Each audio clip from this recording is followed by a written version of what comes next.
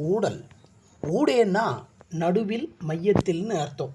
இருவருக்கும் இடையில் ஏற்பட்ட டெம்பரரி கோபம், அதை செல்ல சிணுங்கல்னு சொல்லலாம். இது கூடலில் கொண்டு போய் விட்டுடும்.